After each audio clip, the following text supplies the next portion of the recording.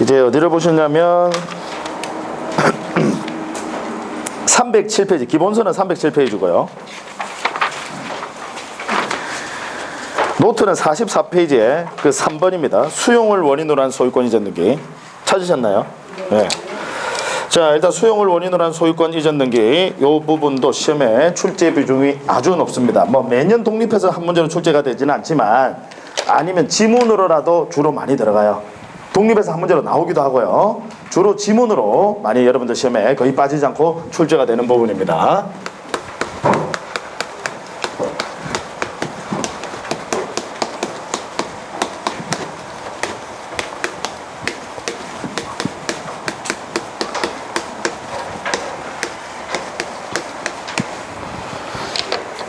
자, 수용.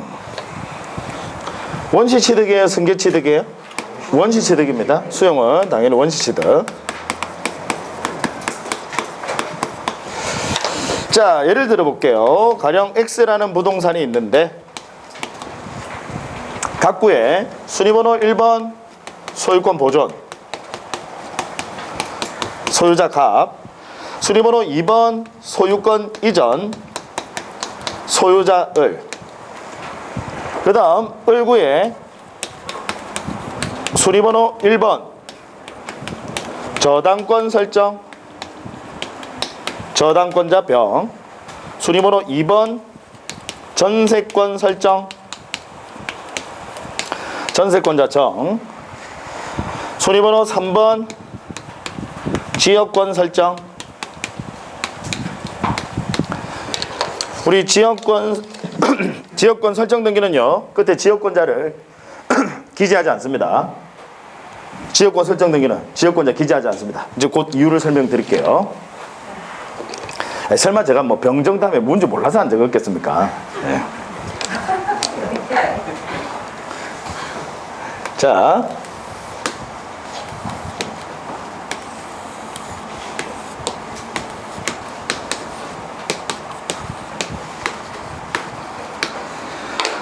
자, X 토지가 있고요, Y 토지가 있고 위에 도로가 있습니다.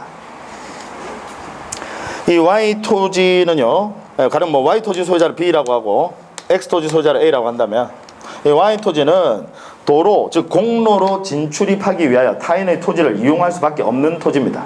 이런 토지를 우리가 부동산을 개론해서 뭐라고 하죠? 맹지라고 합니다. 자, 그래서 이 Y 토지는 맹지인데, 자, 여기서 질문. 자, 이 맹지 소유자 B는요, 갑 A와 아무런 계약 관계가 없더라도 통행을 목적으로, 가령 통행을 목적으로 이 X 토지를 이용할 수 있다. OX. 아무런 계약 관계가 없더라도 O입니다.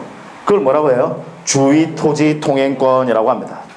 이 주의토지 통행권은 독립한 권리가 아니라 소유권의 내용, 즉 권능, 권리의 내용을 권능이라고 하거든요. 소유권의 내용일 뿐입니다. 주의토지 통행권은 독립한 권리가 아니라 그냥 소유권의 권리의 내용일 뿐이라고요. 따라서 주의토지 통행권은 등기할 수 있다 없다? 없다라는, 독립한 권리가 아니니까 당연히 등기 못해요. 네. 자, 어쨌든 법은 항상 공평이거든요. 그래서 이 주의토지 통행권이라는 걸 인정을 해. 만약에 주의토지 통행권 인정하지 않으면 B는 죽어야죠. 마트도 못 가니까, 학원도 못 나오고 그렇잖아요. 그럼 말도 안 돼. 그래, 법은 항상 공평이거든. 그래서 이 맹지는요, 통행을 목적으로는 타인 토지를 이용할 수 있습니다. 그러면 이 이용당하는 지금 X토지의 소유자 A 입장에서 봤을 때는 피해가 있어요, 없어요? 있어요. 근데 이 피해는 적법한 피해예요, 위법한 피해예요? 적법한 피해지. 그래서 그걸 뭐라고 하느냐면 손실이라고 해요. 위법한 피해를 손해라고 하고요, 적법한 피해를 손실이라고 합니다. 그럼 손실은 보상이라는 단어와 연결이 돼. 그래서 손실 보상 청구권. 손해는 배상이라는 단어와 연결이 됩니다. 손해 배상 청구권. 아시겠죠? 따라서 지금 A는 그 B에 대해서 손실보상 청구권을 가집니까? 손해배상 청구권을 가집니까? 손실보상 청구권을 가져요. 그럼 문제는 이 보상금 금액에 대해서 또 서로 간에 협의가 잘 안 돼. 협의 안 되면 결국 소송이거든요. 그러니까 아예 B가 A를 찾아갑니다. 야, 내가 통행을 목적으로 너의 토지 요 부분만 좀 이용을 할게 라고 서로 간에 계약을 체결합니다. 그 계약을 지역권 설정 계약이라고 해요. 지역권 설정. 그럼 지역권은 물권이거든요. 따라서 뭐까지 해야 된다? 등기까지 등기까지 지역권은 물권이니까. 그러면 등기는 어디에다가 등기를 하느냐? 지금 이용당하는 토지 얘를 승역지라고 하고요. 이용이 필요한 토지를 요역지라고 합니다. 이 역자가 한자로 이용하다라는 뜻이거든요. 그래서 이용을 탑승할 때 승자예요. 이용이 당한다 이 말이지. 승역지. 그다음에 이용이 필요하다 하면 요역지. 자, 그럼 등기 신청은 어디에다가 등기를 신청하느냐? 지금 이 B가 지역권자고 A가 지역권 설정자잖아요. 얘가 설정해 주는 거잖아요. 그죠? 그러면 이 A, B 둘이서 등기 신청은 어디에다가 하느냐? 승역지에다가 등기 신청을 합니다. 당연히 공동 신청에 권리 관한 등기니까 지역권자 B와 지역권 설정자 A가 공동으로 신청을 한다. 그러면 이 X토지 등기부, 승역지 등기부 을구에다가 우리 등기관은 이제 지역권 설정이라고 이렇게 등기를 합니다. 그러고 나면 Y토지죠. 요역지. 이 요역지에다가는 등기관이 직권으로요. 역시 Y토지 등기부 을구에다가 직권으로 요역지 지역권이라고 등기를 합니다. 시스템 아시겠어요? 신청은 승역지에다가 합니다. 승역지에다가. 그러면 등기관은 승역지 등기부 을구에다가 지역권 설정이라고 기재를 해주고요. 그러고 나면 요역지에다가는 역시 을구에 소유권 외부입니까? 요역지에다가는 을구에 등기관이 직권으로 요역지 지역권이라고 기재합니다. 따라서 우리는 등기부만 보면 승역지인지 요역지인지 바로 알 수 있어요. 지역권 설정이라고 등기되어 있으면 뭐 승역지, 요역지 지역권이라고 등기되어 있으면 요역지. 구별하시겠죠? 자, 그 다음 자, B가 여러분 이 B라는 사람이 지역권자죠. 얘가 이용할 수 있는 권리자잖아요. 그죠? 그래서 이 B는 지역권자인데 이 지역권은 민법에 따르면 요역지에 부종한다. 요역지에 부종한다. 무슨 이야기냐? 그냥 요역지 소유자가 지역권자다 이 말이에요. 요역지 소유자가 지역권은 반드시 요역지에 따라다닌다 말이에요. 그러면 요역지 소유자가 예를 들어 B에서 C로 바뀌어. 그러면 지역권자는 자동으로 바뀐 거예요. C로. 무슨 이야기인지 아시겠죠? 그래서 지역권 설정 등기 원래 등기 마지막에는 권리자 기재하지 않습니까? 맞잖아요. 권리자를 기재하는데 지역권 설정 등기는 요역지의 부종성 때문에 지역권자를 별도로 등기하지 않는다라는 거예요. 이해하시겠어요? 그냥 요역지 소유자가 지역권자라고요. 그래서 별도로 지역권자를 등기하지 않는다. 자, 따라서 지역권자를 등기하지 않으니까 지역권 이전 등기라는 건 있을 수 있다. OX. X. 이해하시겠죠? 지역권자를 등기하지 않으니까 그럼 지역권자는 그냥 바뀌면 그냥 바뀐 거예요. 요역지 소유자가 바뀌면 그냥 지역권자 바뀐 겁니다. 별도로 지역권 이전 등기라는 것은 있을 수가 없어요. 지역권자를 등기하지 않으니까. 되셨나요? 네. 지역권자 등기하지 않는다는 거. 자, 그러면 지금 누구 소유 부동산입니까? 이걸 아직도 등기부를 볼 줄 모르시면 안 돼요. 누구 소유 부동산입니까? 을이다, 그죠? 우리 갑이 최초 소유자였다가 이전이 되면 마지막으로 이전 등기된 사람이 소유자입니다. 아시겠죠? 네. 자, 그럼 이 을 소유 부동산을 이 사업시행자 A가 이제 수용을 한다 이 말이에요. 원시 취득이지만 지금처럼 등기가 이렇게 돼 있는 부동산, 기등기 부동산을 수용할 때는 소유권 이전 등기 방식을 취한다. 미등기 부동산을 수용을 하게 되면 사업 시행자 명의로 직접 소유권 보존 등기한다. 아시겠죠? 네. 그래서 이미 기등기니까 순위번호 3번 소유권 이전. 소유자 A 이렇게 등기하고요. 그 다음에 원래 소유권 이전 등기 공동신청이잖아요. 근데 수용은 원시 취득이니까 단독신청, 공동신청, 단독신청. 자, 그 다음 성질은 등기 방식만 이전 등기 방식을 취하지 성질은 원시 취득의 성질을 그대로 가지고 있어요. 그래서 법에서 뭐라고 규정을 두고 있느냐면 수용으로 인한 소유권 이전 등기 시에 그 사업 시행자에게 부담이 되는 등기는 등기관이 직권으로 말소한다. 환관, 정말, 가가, 수 할 때 수입니다. 아시겠죠? 직권 말소 등기 두 문자 외우고 계시죠? 원치 않는데 직권으로 말소당한 사람이 있더라. 누구? 환관, 내시. 환관들 노래 정말 잘해. 그래서 환관, 정말, 가가수. 그래서 수 할 때 수입니다. 수용으로 인한 소유권 이전 등기 시에 사업시행자, 원시취득이니까 사업시행자에게 부담이 되는 등기는 등기관이 직권으로 말소한다라고 법에 규정을 두고 있습니다. 자, 그러면 이제 부담이 되는지 따져보셔야 돼. 사업시행자는 소유권을 원시취득, 깨끗한 부동산을 취득해야 돼. 근데 지금 순위번호 1번 갑구의 소유권 보존 갑. 최초 소유자가 갑이었다. 이 X부동산의 최초 소유자가 갑이었다는 역사적인 의미밖에 없어요. 갑은 떠나신 분이에요. 지금 A한테 방해됩니까? 방해되지 않습니까? 방해되지 않습니다. 따라서 이 갑의 등기는 말소하지 않습니다. 방해되는 거 아니니까요. 부담이 되는 등기는 직권 말소거든요. 자, 그 다음 을 피수용자예요. 수용 당하신 분이지. 을은요. 그죠? 즉 사업시행자 A 전 시점에 있었던 소유자가 역시 을이었다라는 역사적인 의미밖에는 없어요. 방해됩니까? 방해되지 않습니까? 방해되지 않습니다. 따라서 말소하지 않는다는. 그 다음 을구로 내려가 볼게요. 자, 을구의 순위번호 1번 저당권 설정, 저당권자 병해 등기. 저당권 등기가 있네요. 사업시행자 A 소유권 취득해서 뭔가 지금 사업을 해야 돼. 도시계획시설 해야 되거든요. 근데 저당권 설정 등에 돼 있어. 방해됩니까? 방해되지 않습니까? 방해된다 그죠. 따라서 이 등기는 등기관이 직권으로 말소를 시킵니다. 직권 말소. 전세권 설정 등이 돼 있으면 방해됩니까? 방해되지 않습니까? 방해된다 그죠. 따라서 직권 말소. 얘들 직권 말소 당하면 불쌍해서 어떻게 제가 걱정하지 말라고 하셨어요. 다 여러분 법이 공평해서 보호해주는 제도 다 마련돼 있으니까 항상 우리 걱정만 하시면 됩니다. 직권 말소. 그 다음 자 지역권 설정이라고 등기가 돼 있어요. 그러면 이 토지는 지금 이 X라는 토지는 승역지입니까? 요역지입니까? 지역권 설정이라고 등기되어 있으면 승역지 이용당하는 토지다 이 말이죠. 승역지. 그러면 이용당하고 있어요. 사업시행자가 지금 이 X토지를 수용했다 이 말이거든. 그럼 지금 사업시행자가 뭔가 내가 이 도시계획 시설을 해야 되는데 그 토지가 이용당하고 있어요.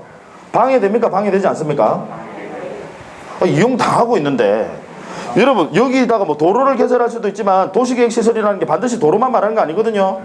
여기 뭔가 뭐 이 건물을 뭐 도서관이나 뭔가 이렇게 건물 같은 걸 지을 수도 있다는 거예요. 방해돼요 안 돼요? 방해됩니다. 그러니까 얘 그럼 불쌍해서 어떻게 그건 생각하지 마시고 다 뭐 하는 제도가 마련돼 있으니까 방해돼요. 따라서 어떻게 직권으로 말소합니다. 자 만약에요 순위번호 3번으로요 요역지 지역권이라고 등기가 되어 있다라면 만약에요 지역권 설정이 아니라 요역지 지역권이라고 등기되어 있으면 그러면 이 토지는 승역지입니까? 요역지입니까? 요역지죠. 그러면 이제 여기서는 지금 Y 토지가 수용이 됐다 이 말이에요. 그럼 요역지 지역권이라고 하는 것은 지금 이 토지에 지역권이라는 권리도 있는 토지다라는 뜻이거든요. 이용당하는 게 아니라 지역권이라는 권리가 있는 토지다라는 뜻이에요. 사업시행자가 소유권을 취득하는 사업시행자 입장에서 봤을 때 방해됩니까? 방해되지 않습니까? 방해되지 않습니다. 따라서 얘는 직권으로 말소하지 않습니다. 자 결론.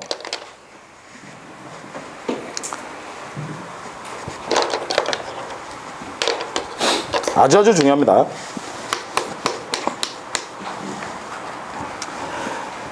자 권리를 두 가지로 나눠요. 하나는 소유권, 하나는 소유권 외의 권리. 항상 등기법에서는 권리를 나눌 때 소유권 아니면 소유권 외의 권리. 소유권은 다시 또 두 가지로 나눠봅니다. 여러분들 거기 노트에는 표가 다 있습니다. 수용 개시일 전 소유권 변동, 수용 개시일 후 소유권 변동으로 구분을 합니다.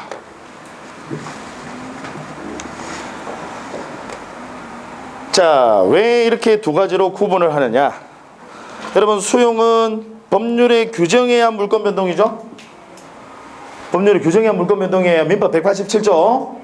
법률의 규정에 의한 물권 변동. 상소, 판결, 경매, 공용, 징수라는 말 나오잖아요. 그 공용, 징수, 그때 숫자 중간에 용자, 수용, 그게 수용이에요. 예. 그래서 그 상소, 판결, 경매, 공용, 징수, 기타 법률의 규정에 의한 물권 변동은 등기하지 않더라도 물권 변동의 효력이 발생한다. 다만 처분하기 위해서는 뭐 하셔야 돼요? 등기해야 된다. 그럼 등기하지 않더라도 물권 변동의 효력이 발생해요. 그러면 그 법마다 물권 변동의 효력 발생 시기를 다 정하고 있어요. 그래서 우리 경매 같은, 예를 들어 경매 같은 경우에는 언제 물권 변동의 효력이 발생하는 줄 아세요? 언제 권리 취득하는 줄 아세요? 법에서 매각대금을 완납한 때 소유권 취득한다라고 되어 있어요. 그 다음 수용은 수용에 관한 법이 있습니다. 공익사업을 위한 토지의 취득 및 보상에 관한 법률, 일명 공토법이라고 합니다. 과거에는 그걸 토지수용법이라고 했었어요. 그 법에서 수용의 경우에는 언제 소유권을 취득한다라고 법에서 규정을 두고 있느냐면 수용 개시일에 소유권 취득한다라고 되어 있어요. 법에서. 언제 소유권 취득한다고요? 수용 개시일에 이때 사업시행자는 소유권을 취득을 합니다. 이해하시겠죠? 등기한 때 소유권 취득하는 게 아니라 이미 언제 소유권 취득한다고요? 수용 개시일에 소유권 취득한다.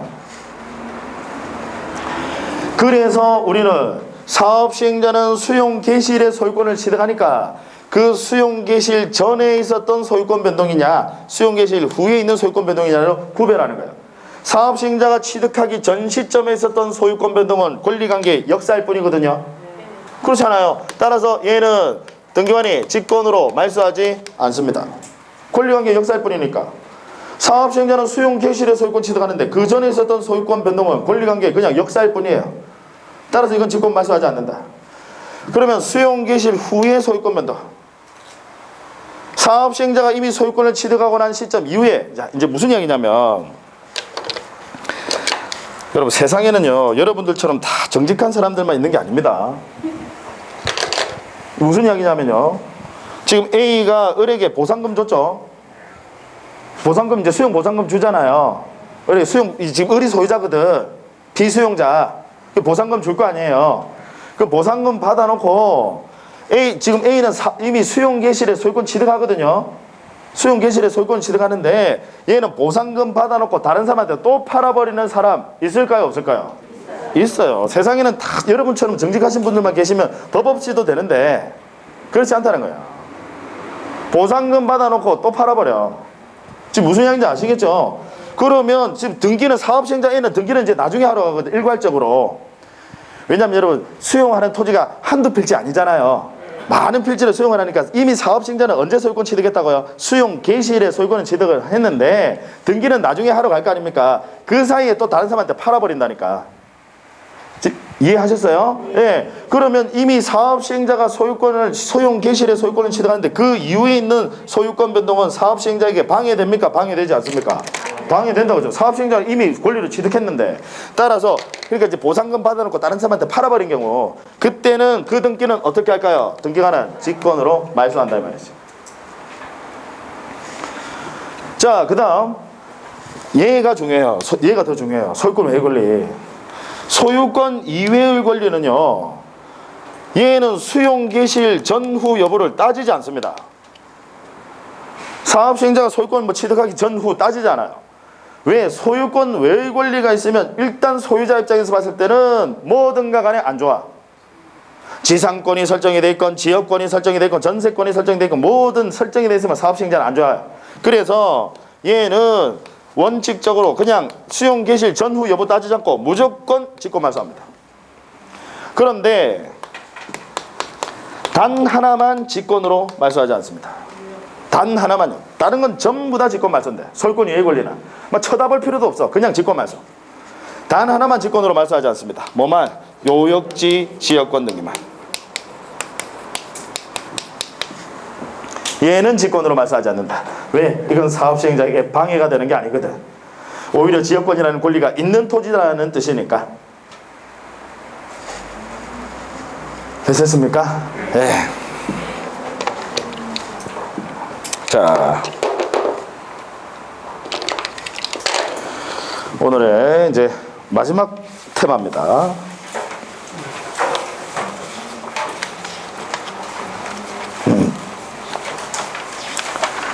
기본서는 320페이지고요. 노트는 46페이지에 표가 나옵니다. 그 표 하나에 신탁에 관한 등기가 다 정리가 되어 있습니다. 기본서는 320페이지예요.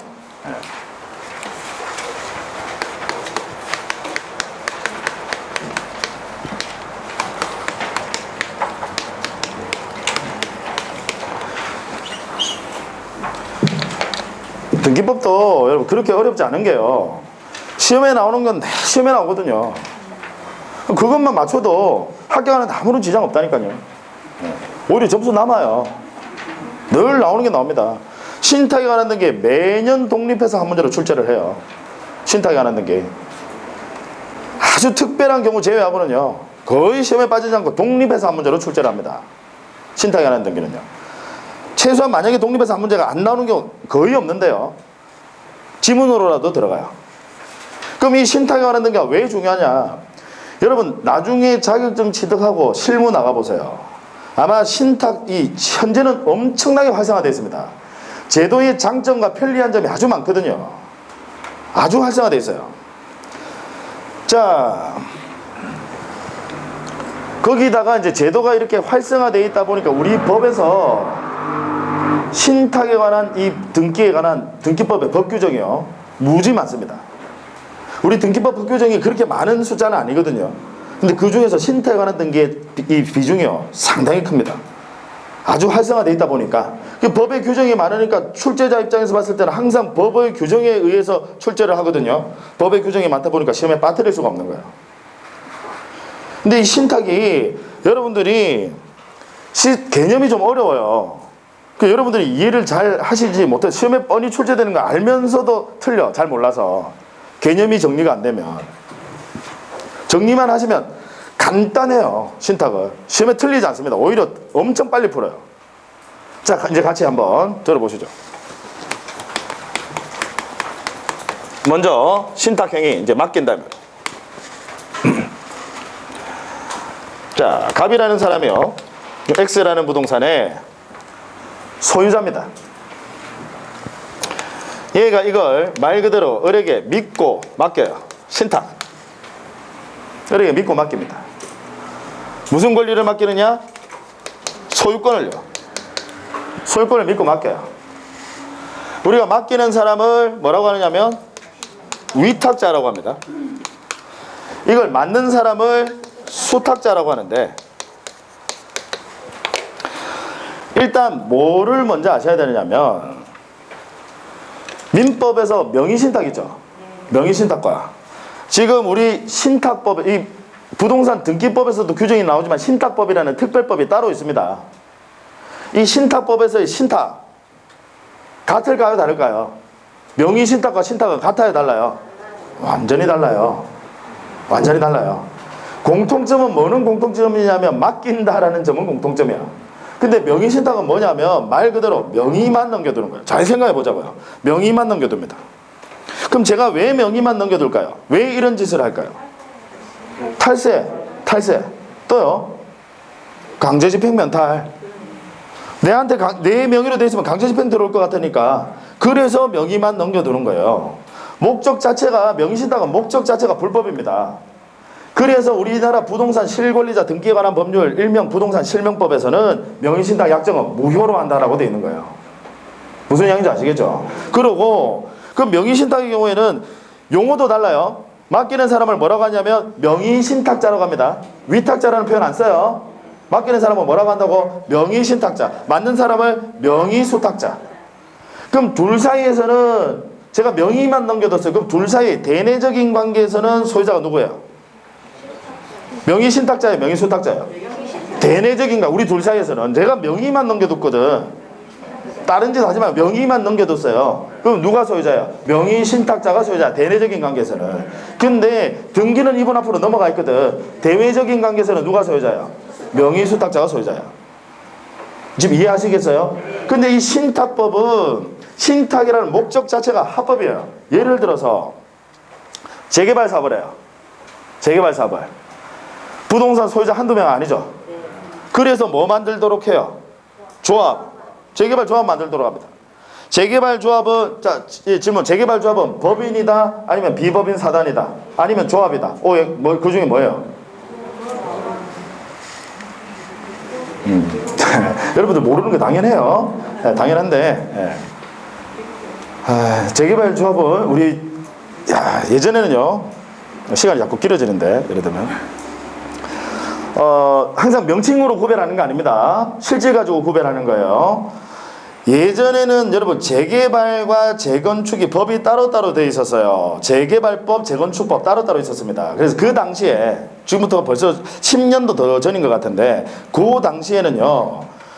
재개발을 하나 재건축은 조합을 결성을 하는데 이때 이 조합은 법인 등기는 하지 않았어요. 그 당시 재개발법, 재건축법 따로따로 규정을 할 때는 법인 등기 안 했어.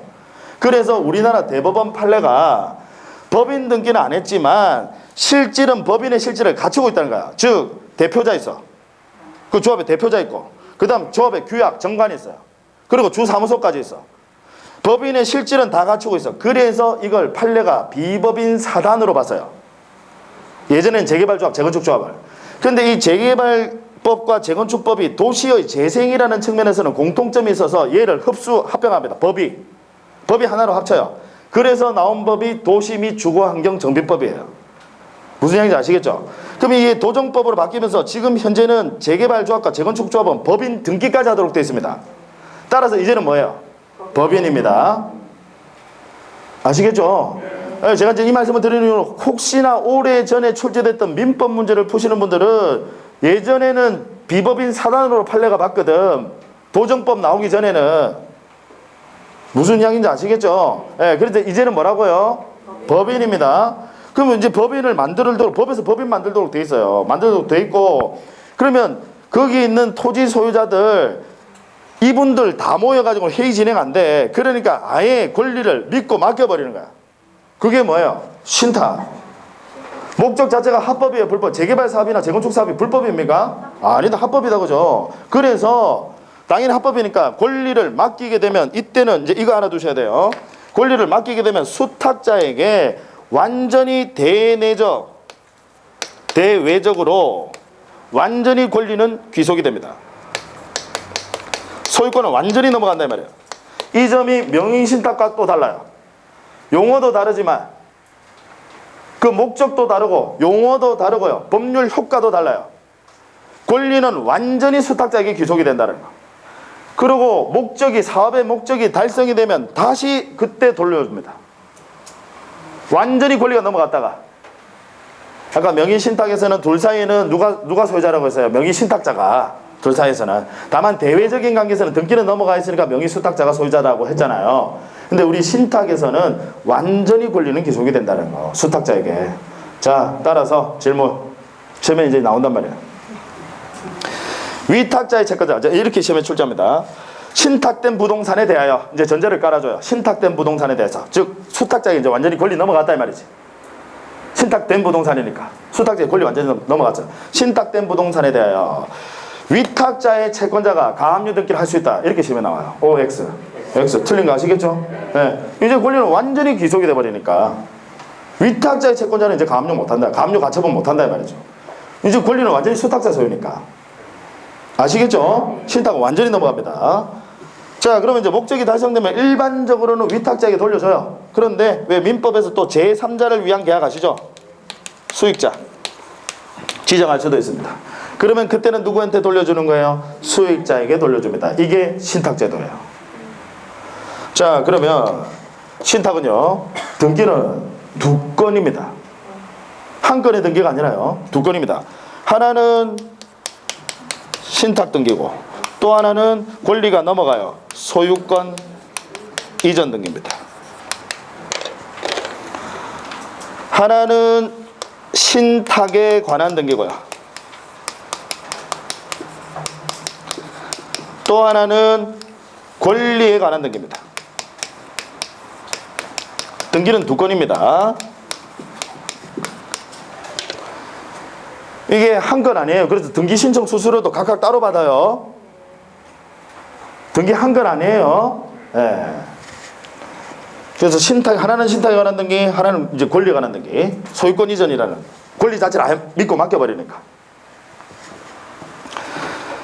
자, 제도의 활성화를 위해서요. 아까 신탁 제도가 상당히 활성화되어 있다고 했잖아요.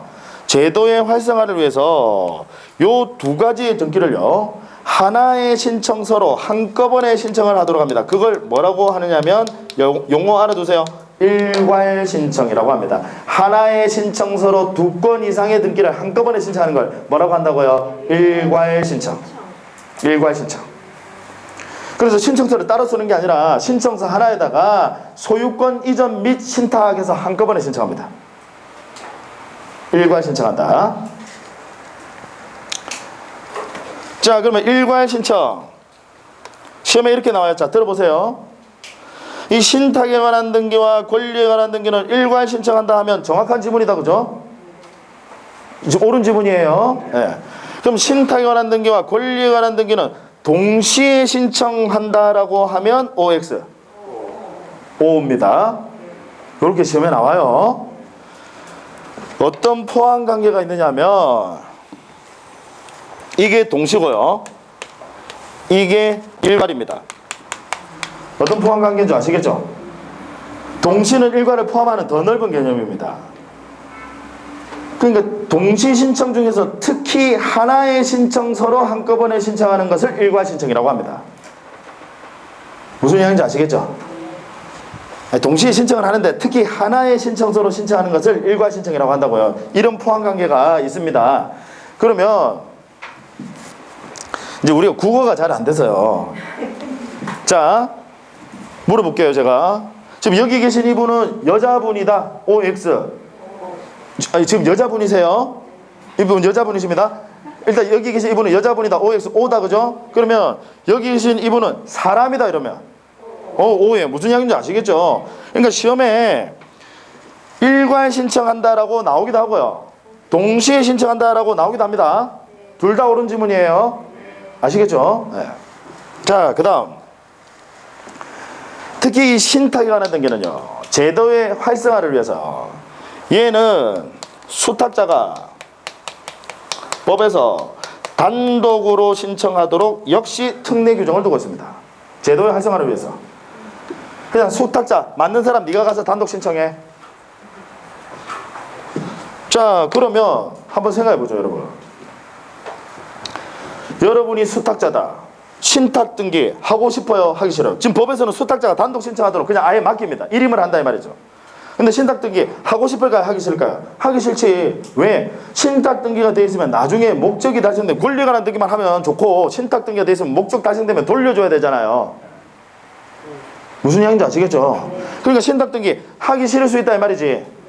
그러면 신탁 등기를 수탁자가 안 하면, 신탁 등기를 안 하면 누가 답답해요? 나중에 목적 달성되면 돌려받아야 되거든. 누가 답답해요? 위탁자 또는 수익자죠. 왜냐면 수익자가 돌려받을 수 있으니까. 이해하시겠죠? 그래서 법에서는 위탁자 또는 수익자는 수탁자를 대위하여 신탁 등기를 신청할 수 있다라고 보완 규정을 마련하고 있습니다. 수탁자 단독 신청으로 규정을 두면서 이에 대한 보완 규정으로 위탁자 또는 수익자가 누구를 대위한다고요? 수탁자를 대위해서 이 신탁에 관한 등기를 신청할 수 있다라고 보완 규정을 마련하고 있습니다. 그러니까 법이 참 잘 만들어져 있어요. 이 제도의 활성화를 위해서 신탁에 관한 등기는 야 수탁자 그냥 네가 혼자 가서 해. 제도의 활성화를 위해서. 그래도 혹시 불안하거든. 그러니까 혹시나 수탁자가 하지 않았을 때는 위탁자 또는 수익자가 수탁자를 대위할 수 있다. 원래는 누가 해야 되는 거예요? 수탁자가. 자, 잘 들으세요. 이제 시험에 이렇게 출제합니다. 어떻게 출제하는지 보세요.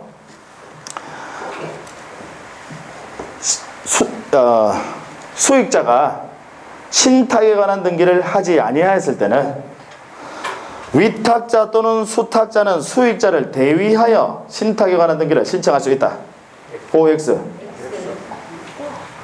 그러니까 지금 보세요. 지금 O 하시는 분도 계시고 X 하시는 분도 계신데 예측하지 이런 거 바꿔서 낼 수 있구나. 예측하지 못하면 안 들어와요. 눈에 안 보이고. 제가 지금 말 바꿨거든요. 위탁자 또는 수탁자가 수익자를 대위하는 게 아니라 위탁자 또는 수익자가 수탁자를 대위하는 겁니다. 원래 신탁에 관한 등기는 누가 하는 거예요? 수탁자가. 요거 말 바꿔서 이렇게 냅니다. 예. 자, 그 다음. 그래서 지난 시간에 우리 대위 신청 공부했었잖아요. 대위 신청. 두 문자 기억나세요? 왜 대위 신청도 법의 규정이 있는 경우에만 가능하거든. 대위가 뭐예요? 위임장도 필요 없이 다른 사람을 대신할 수 있도록 하는 거예요. 그럼 법은 그 답답한 대위자를 보호하기 위한 제도거든. 대위 신청이라는 게 위임장도 필요 없이 당연히 그 사람을 대신할 수 있도록 하는 거니까. 그래서 법의 규정이 있는 경우에만 가능해요. 그래서 제가 5가지 외우라고 했잖아요. 안 그래도 등기 건수가 많은데, 안 그래도 1000만 건 이상인데 대위에서 신청할 수 있다는 규정이 있는 바람에 신건 숫자가 최고화되더라. 신건수 최고 기억나세요? 아니, 듣고 기억나시면 돼요. 신건수 최고. 그때 신이 뭐예요? 이거예요. 신탁등기. 이 신탁에 관한 등기는 원래는 수탁자가 해야 되는데 수탁자가 하지 아니하였을 때는 위탁자 또는 수익자가 수탁자를 대위하여 신탁등기를 신청할 수 있다는 거. 되셨나요? 자, 그러면 또 뭐 하셔야 되냐면 지금 대위 신청할 때는 권리에 관한 등기만 해놓고 신탁에 관한 등기를 안 해서, 신탁에 관한 등기는 원래 수탁자가 단독으로 해야 되잖아요. 근데 얘가 안 해서 지금 대위 신청한 거다. 그죠? 그죠? 따라서 이때는 이 권리에 관한 등기와 신탁에 관한 등기를 동시에 신청한 겁니까? 이시에 신청한 겁니까? 이시죠. 지금 무슨 이야기인지 아시겠어요? 대위에서 신청할 때는 지금 권리에 관한 등기만 하고 신탁에 관한 등기를 안 해서 얘들이 답답하니까 대위 신청한 거잖아요. 여기까지 이해되세요? 그럼 따라서 이때는 권리에 관한 등기와 신탁에 관한 등기 이 두 가지를 동시에 신청한 겁니까? 따로 신청한 겁니까? 따로 신청한 거다. 이시다 이 말이지. 되십니까? 예. 네. 자, 그런데 대위 신청은 이시 신청인데 원칙적으로는 동시에 일괄 신청하는 겁니다. 근데 따로 신청할 수도 있다 이 말이에요. 대위 신청해서 따로 신청할 수도 있다. 그러면 어쨌든 동시에 신청을 하건 이시에 신청을 하건 간에 등기부에 기재를 할 때는 반드시 하나의 순위번호로 함께 기록합니다. 요 신탁에 관한 등기는요, 권리에 관한 등기에 더부살이 하셔야 됩니다. 더부살이라는 게 뭔지 아시죠? 새빵살이. 권리에 관한 등기 해놓고 나면 권리자의 기타 상란에다가 밑에다가 맨 오른쪽에 우리 등기부 보면 왜 등기부 이렇게 있잖아요. 등기부 보면 맨 오른쪽에 권리자의 제가 기타 상란이잖아요. 맨 오른쪽에 권리자 기재하지 않습니까? 여기에 기타 상란까지 있거든요. 같이 권리자의 기타 상란이라고 되어 있어요. 거기다 줄 긋고 밑에 신탁에 관한 내용 기재한다고요. 따로 신탁에 관한 등기가 독립해서 하나의 순위번호로 아예 등기가 입력이 안 됩니다. 지금 등기가 전산화되어 있거든요. 다시 신탁에 관한 등기는 아예 등기부 자체에 입력이 안 돼. 독립해서 하나로는. 논으로 한번 볼까요? 거기 기본서 322페이지에 보시면 신탁 등기 기록례가 나옵니다. 기본서 322페이지에 찾으셨나요? 거기 보시면 맨 위에 갑구에서 순위번호 2번 나오고 등기 목적 소유권 이전 순위번호 하나에 보시면 위에 있는 소유권 이전 얘가 권리에 관한 등기예요. 그 밑에 줄 긋고 신탁 나오잖아요. 얘는 이렇게 더부살이 한다고 순위번호 하나에. 지금 무슨 이야기인지 아시겠죠? 이 신탁에 관한 등기가 독립해서 아예 순위번호 하나로 입력 자체가 안 됩니다. 지금 현재 등기가 전산화되어 있는데 아예 입력 자체가 안 돼요. 그래서 항상 신탁에 관한 등기는 권리에 관한 등기에 더부살이 해야 된다는 거.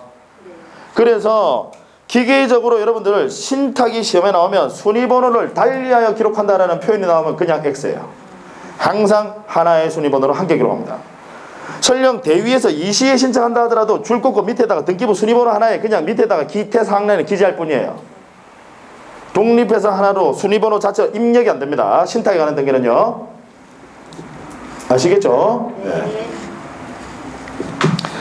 자, 그 다음 이번에는 목적이 달성이 돼서 다시 돌려줘요. 이제 신탁재산 반환.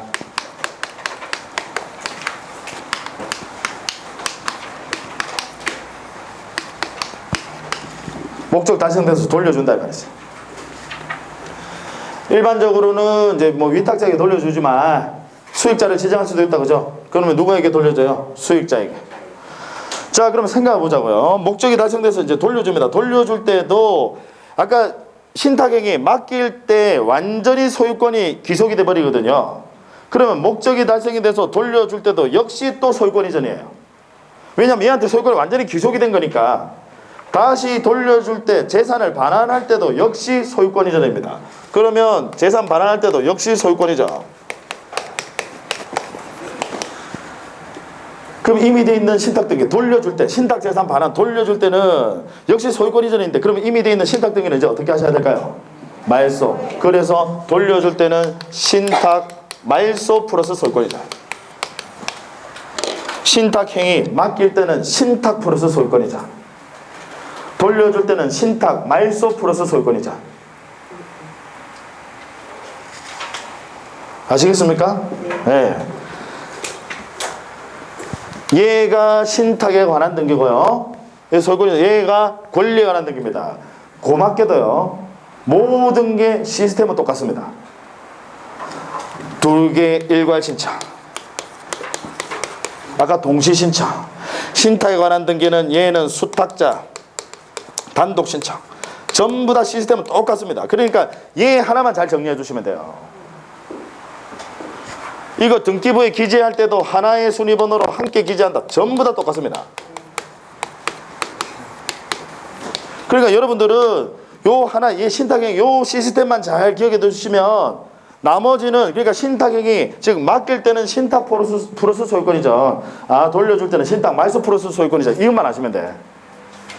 시스템은 다 똑같으니까. 제도의 활성화를 위해서 일괄 신청, 특히 신탁에 관한 등기나 수탁자 단독 신청, 그 다음 신탁에 관한 등기나 수탁자가 하지 아니하였을 때는 위탁자 또는 수익자는 수탁자를 대위하여 신탁에 관한 등기를 신청할 수 있다. 전부 다 똑같아요. 그 다음 등기부에 기재할 때도 하나의 순위번호로 함께 기록한다. 다 똑같습니다. 돌려줄 때는 신탁 말소 플러스 소유권 이전이다. 그것만 기억하시면 돼요. 자, 그 다음 이번에는요, 신탁재산이 수탁자의 고유재산으로 되는 경우다. 자, 이건 무슨 이야기냐면, 맡겼다가요, 일단 신탁에게 맡겼다. 일단 맡겼은 걸 전제로 합니다. 맡겼다가 요 위탁자가 스케일이 크신 분이에요. 그래서 그냥 야, 너 가져. 돼요, 안 돼요? 돼요. 멀쩡한 재산 증여도 하고 하는데, 계약 자유원칙상 신탁도 계약이고 약정이거든요. 맡기는 계약 약정입니다. 계약 자유원칙상 맡겼다가 너 가져. 당연히 가능합니다. 그러면 이제 맡겼다가 너 가져 했으니까 이제 돌려줄 필요 없게 됐다, 그죠? 그러면 이미 돼 있는 신탁 등기는 어떻게 하셔야 될까요? 말소하셔야지. 돌려줄 필요 없게 됐으니까. 이미 돼 있는 신탁 등기는 말소하셔야 되는데, 자, 그럼 얘가 역시 신탁에 관한 등기다, 그죠? 그러면 여기에 또 권리에 관한 등기가 짝을 이루어야 등기가 입력이 돼. 왜냐면 신탁에 관한 등기는 항상 더부살이 하셔야 되거든요. 지금 이해되셨죠? 자, 근데 문제는 생각해보면 지금 맡겼어요. 맡겼다가 그럼 수탁자 소유거든, 완전히. 그럼 너 가져 했으면 이제 돌려줄 필요 없게 되는데 권리관계 변동은 있어요, 없어요? 없잖아요. 이제 그냥 돌려줄 필요 없게 됐다는 것이지 권리관계에 변동은 없어. 근데 권리에 관한 등기는 뭐가 나와야 돼. 아니면 입력이 안 되니까. 그래서 하나의 등기 형식을 만들어냅니다. 법에서 하나의 등기 형식을 만들어내요. 이제 권리에 관한 등기가 있어야 입력이 되니까.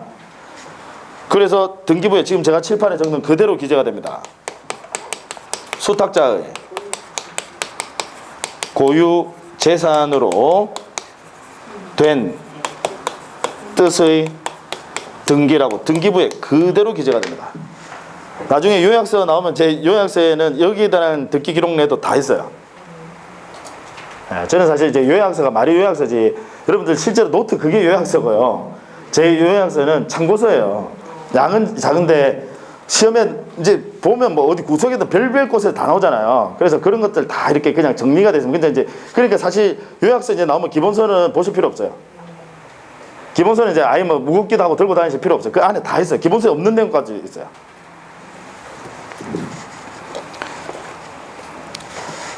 자, 항상 신탁에 관한 등기와 권리에 관한 등기 짝을 이루어야 됩니다. 그래야 등기부에 입력이 돼요. 예, 그래서 지금 맡겼다가 너 가자 하게 되면 이제 돌려줄 필요가 없게 됐다라는 건데 권리관계의 변동은 없고 그래서 하나 등기 형식을 만들어냈어요. 그래서 이제 신탁재산 맡겼다가 너 가자 하게 되면 신탁 말소 플러스 이제 굳이 이제 객관식 시험이니까 이거 굳이 외우실 필요 없고 그냥 이런 거 있구나 이렇게 하시면 돼요. 수탁자의 고유재산으로 된 뜻이 등기. 요 말이 나오면 이제 여러분들은 뭐 너 가져 이 말이에요. 아시겠죠? 네. 시스템은 역시 똑같습니다. 제도의 활성화를 위해서 일괄 신청이고요. 신탁에 관한 등기는 수탁자 단독 신청.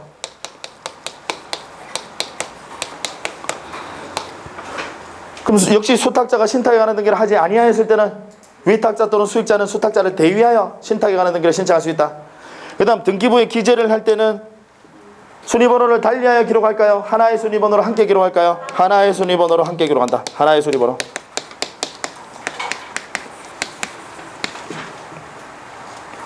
그럼 하나의 순위번호라고 하는 것은 주등기입니까? 부기등기를 말하는 겁니까? 주등기를 이야기합니다.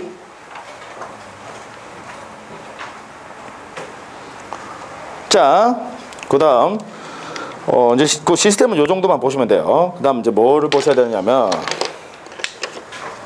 자, 여러분 맞는 사람이 한 명일 수도 있지만요. 즉 수탁자가 한 명일 수도 있지만 가령 뭐 A, B 여러 명일 수도 있어요. 공동수탁자라고 합니다. 이 공동수탁자들의 관계는 법에 따르면요 합유관계로 본다라고 간주규정을 두고 있습니다. 합유관계. 왜 그런 법에서 이렇게 합유관계로 보도록 규정을 두느냐면 맡기는 사람 입장에서 봤을 때, 즉 위탁자나 수익자, 나중에 돌려받을 사람 입장에서 봤을 때는 불안해요. 그런데 이걸 공유관계로 보게 되면 지분 처분이 자유롭거든. 그래서 법에서는 공동수탁자들의 관계는 합유관계로 본다라고 규정을 두고 있습니다. 중요해요. 자, 그 다음 제가 아까 신탁도 계약, 약정이라고 했죠? 서로 간의 신탁, 계약, 약정입니다. 맡기고 맞는 청약의사표시, 승낙의사표시, 계약, 약정이에요. 계약을 통해서 나온 권리는 채권적 청구권. 채권적 청구권은 가등기 할 수 있다, 없다? 있다. 따라서 신탁 가등기 가능하다는 거.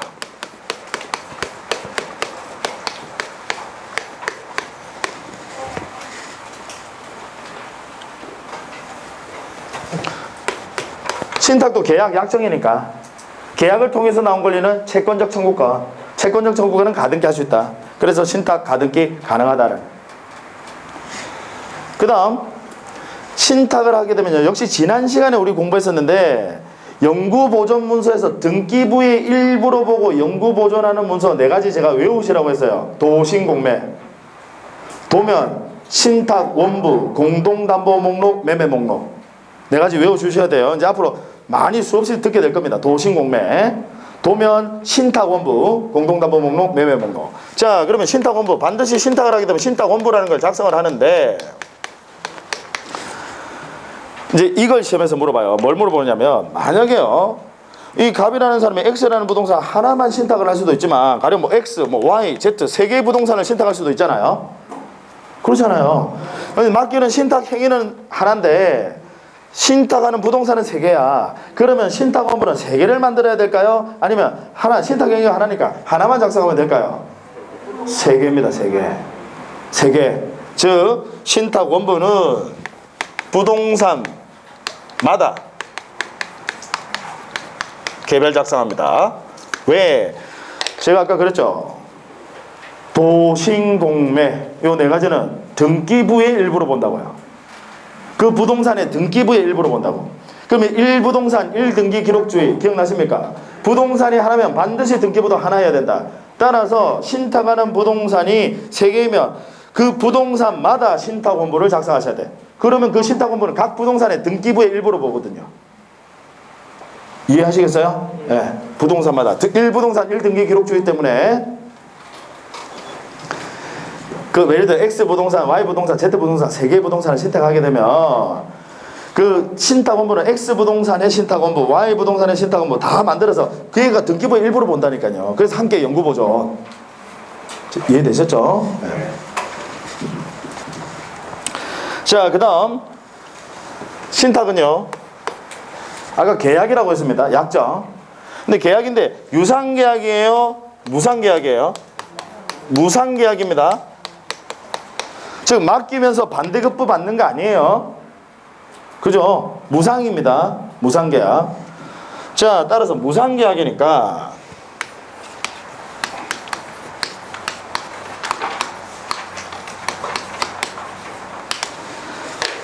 여러분 토지거래 허가구역 아시죠? 네. 지금 이제 여러분들은 그 중개사법에서 이거 과목 중개사법이라는 과목에서 이거 배우시죠? 안 배우세요? 네. 아니, 물론 민법에서도 나오고. 왜 제가 이 말씀을 드리냐면 예전에는 부동산 공법의 국토위 이용 및 계획에 관한 법률이 거기서 나왔었거든요. 법 규정에 토지거래 허가라는 이 제도가 거기서 나왔었는데 이 국계법은 개정이 되면서 이 부분이 빠지고요. 이 부분이 부동산 거래 신고에 관한 법률이니까 거기에 들어가 버렸어요. 그래가지고 이제 중개사법, 그래서 예전에 이거 바뀌었을 때 중개사 교수님이 그러시더라고요. 아예 짜증나 하면서 괜히 여기 들어와가지고 그전에 공법 있을 때 좋았었는데 하면서 막 농담 삼아 그런 이야기를 저한테 하시더라고요. 자, 여러분 토지거래 허가라는 그 제도의 취지가 뭐냐면요, 투기 방지입니다. 투기하는 거 막으려고. 그럼 투기라는 게 뭔가 나중에 이거 팔았을 때 반대급부를 너무 많이 받는 거, 그걸 투기라고 하잖아요. 지금 여러분들 지금 표정은 아니 내가 하면 투자고 남이 하면 투기 이게 아니고, 그 투기라는 게 뭐냐면 반대급부를 너무 과하게 받는다 이 말이에요. 그럼 그걸 투기라고 하거든요. 그 투기하는 거 막으려고 하니까 전제 자체는 투기라는 게 전제 자체는 유상계약임을 전제로 합니다. 유상 반대급부가 있는 거 무슨 이야기인지 아시겠죠? 따라서 신탁은 그냥 목적 달성되면 그냥 돌려받는 거거든. 얘 투기랑 관련이 있어요? 없어요? 없어요. 그래서 신탁하는 부동산이 설령 토지거래 허가구역으로 지정이 돼 있다 하더라도 토지거래 허가서는 첨부하지 않습니다. 투기랑 아무런 관련이 없으니까.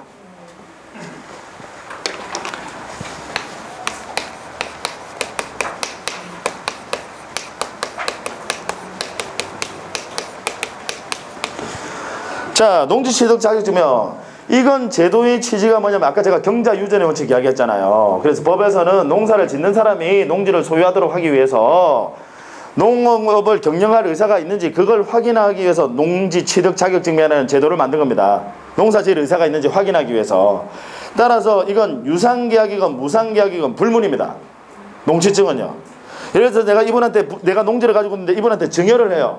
그러면 증여 받으시는 뭐 이수증자 농업 의사가 있는지 다 확인해 봐야 돼. 유상계약, 무상계약 불문입니다. 농지증은. 따라서 지금 신탁은 무상계약이니까 농지증은 첨부할 필요 있다 없다? 있다라. 무상계약이니까. 네. 무상이라 하더라도 이게 계약이 아니라 법률의 규정에 의해서 물권 변동이 일어나면 즉 대표적 예가 상속. 상속은 무상이지만 법률의 규정에서 그럼 이때는 어쩔 수 없이 받아야 되거든. 따라서 상속의 경우에는 농지증 필요해요? 필요 없어요? 필요 없어요. 아시겠죠? 네. 자, 여기까지입니다. 여기서 한 문제가 나온다 이 말이에요.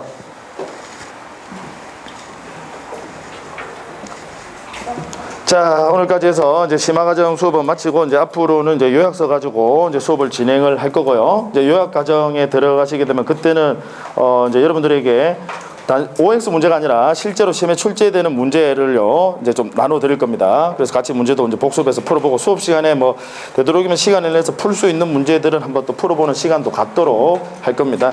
일단 그렇게 아시고 요약서 있더라도 노트는 여러분들 여기 꼭 가져오셔가지고요 노트에다가 꼭 항상 이렇게 좀 메모를 해당되는 부분에 메모를 하시고 뭐 필요 없는 부분은 굳이 메모하지 마시고요 그렇게 하시기 바랍니다. 자, 복습 부탁드릴게요 여러분. 복습. 예. 오늘도 장시간 고생 많으셨습니다. 예, 다음 수업 시간에 또 뵙도록 하겠습니다. 수고 많으셨습니다.